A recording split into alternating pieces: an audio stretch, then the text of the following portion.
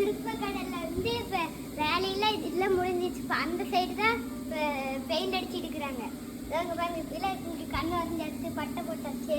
ஜிங்கினா மட்டும் அடிச்சா போதும். இதோ நகைக்கு எல்லாமே போட்டாச்சு. இப்போ அடித்து போகலாம்.